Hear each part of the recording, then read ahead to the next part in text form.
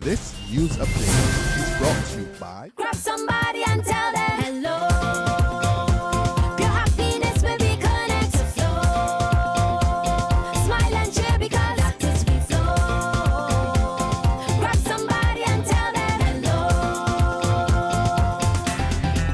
With your hands in the air, hands in the air, hands in the air, hands in the air. This is how we flow, yeah. Grab somebody and tell them this is how we flow.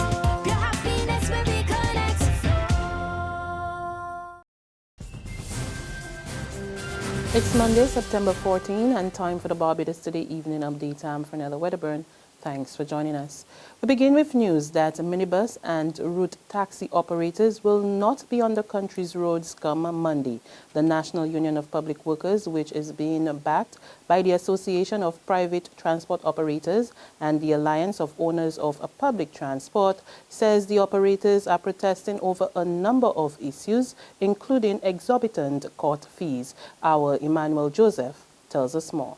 NUPW Industrial Relations Officer Roger Gibson told Barbados Today the union has called out all the ZR and minibus drivers, conductors, and even some owners who also drive to a meeting on Monday morning to review the situation and decide on any other course of action that's necessary. Gibson said the PSV workers are also upset at the change in route where operators are losing money and passengers but by not being able to use Baxter Road and through the bridge to enter the Lower Green Terminal or on the outbound journey. The operators are also had enough of what they say is the issuing of permits on routes which are already overcrowded, and these include Spike and Silver Hill. In the meantime, the union is hoping the Minister of Transport and Works, Michael Lashley, prior to the Monday talk, will be able to resolve these matters under his purpose. Emmanuel Joseph for Barbados Today. The management of the Central Bank of Barbados will meet with officials of the Barbados Workers Union tomorrow in a bid to stave off further industrial action there. Workers at the island's top financial institution were off the job again today after walking off last Friday over what they say was the unfair promotion of an intern over long-standing workers. They are also peeved about several other grievances which they say are being ignored by management. The two sides are expected to meet around 9 a.m. tomorrow. In other news, two men accused of murder have been remanded to prison for separate crimes. Trevor Linus Baptiste, who is charged with murdering 60-year-old Melanie Eversley over a week ago, appeared in the District B Magistrates Court today. Eversley's body was discovered in a bushy field at Jordan's St. George on September 3 by fire officers who were called to the area to extinguish a fire. The 35-year-old of Cutting Road, Haggett Hall, St. Michael, will reappear in court on October 12. The second murder accused is the 27-year-old James Matthew Watson of St. David's Christ Church. Watson, a coconut vendor, appeared in the District A Magistrates Court charged with the stabbing death of Wade Bridgman last Saturday. Watson, who was not required to plea, will return to court on October 12. Bridgman received a stab wound to his torso after being involved in an altercation at Combermere Street, St. Michael. He underwent emergency surgery at the Queen Elizabeth Hospital but succumbed to his injury. No Barbadians were injured in Friday's deadly collapse of a crane at the Grand Mosque in Saudi Arabia's holy Muslim city, the Mecca, which killed 107 people and injured more than 230. Secretary of the Barbados Muslim Association, Suleiman Bulbulia, confirmed that a few of the 26 Barbadian pilgrims who traveled for the annual Hajj or pilgrimage to the Mecca were at the site, but they are safe and in good health. More than 3 million Muslims from all parts of the globe make the journey in fulfilling the obligation of the fifth pillar of Islam, known as the Hajj. Bulbulia said the remaining pilgrims from Barbados are expected to arrive at the Mecca this week. The Hajj is being celebrated from the 22nd to the 27th of September. The National Insurance Scheme will soon get more power to pursue delinquent employers who are not paying contributions on behalf of their workers. Word of this from Labour Minister Dr. Esther Bayer, who tells Barbados Today the policy proposal for improving the collection of arrears, among other things, has been approved by the Cabinet, and it's just a matter of time before draft legislation is debated.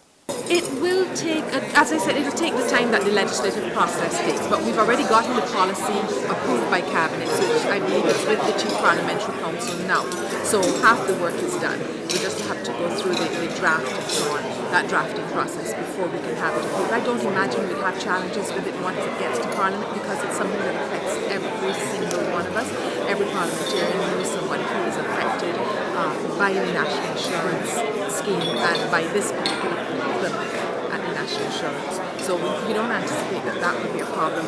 And, you know, as I said, it's a problem that is decades old. I think probably for as long as there's been a National Insurance, we've had this problem of persons defaulting from their payments, their contributions to the National Insurance. So it should just be a few more months, and then we will have that sorted out.